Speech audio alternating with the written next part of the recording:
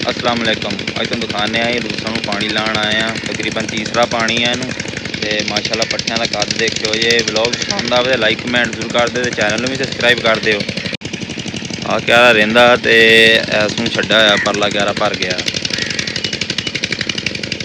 ते पीटर दे कोल जाके तुहानूं पीटर अपने दी हालत दिखाने हैं। तकरीबन हालत माड़ी होई खड़ी है, पानी नहीं दे रहा। घंटे दे लागे हो गया कम जदों दा चलाया होया। ये तकरीबन वो साडा बोर हैगा आ गवांढियां दा चलदा पिया ते इत्थे लाया हैगा लसन।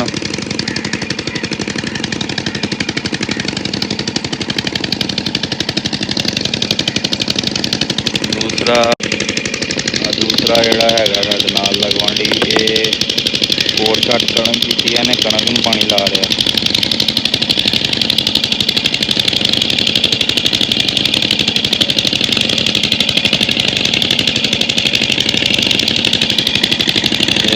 वट्टां ते मूलियां भी लाइया हुई जी है पेंडुआं की पसंद स्पैशल मूलियां।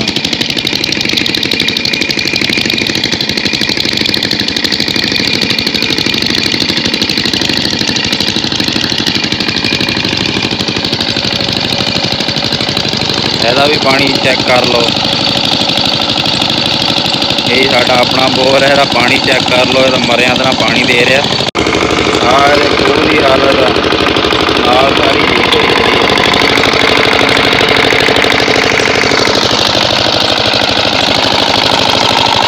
दूसरे बोर का तुहानूं पानी दिखाने। माशाअल्लाह का पानी ठीक है, ये भी छोटा ही है।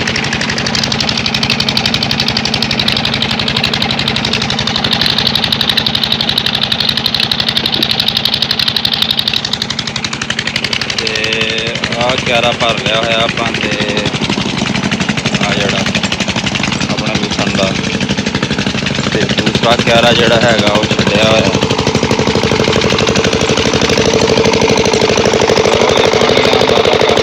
पानी पै रहा।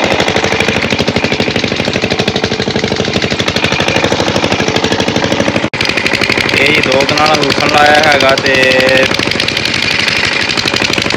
पिछली वारी थी तो हुण इनू अभी वारी हैगी आ।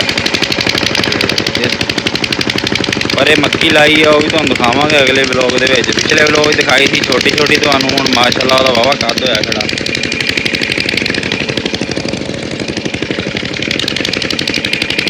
क्यारा भर गया तो दूसरा क्यारा छड्डना पैना हुण ते अगला सीन भी शूट करते हैं। हाँ जी, आ क्यारा बंद दिता ते तीसरे क्यारे नूं पानी छड्ड दिता। मोटी पानी पैण दे आ तकरीबन। लोग पसंद आवे लाइक कमेंट कर दो, चैनल भी सबसक्राइब कर दो।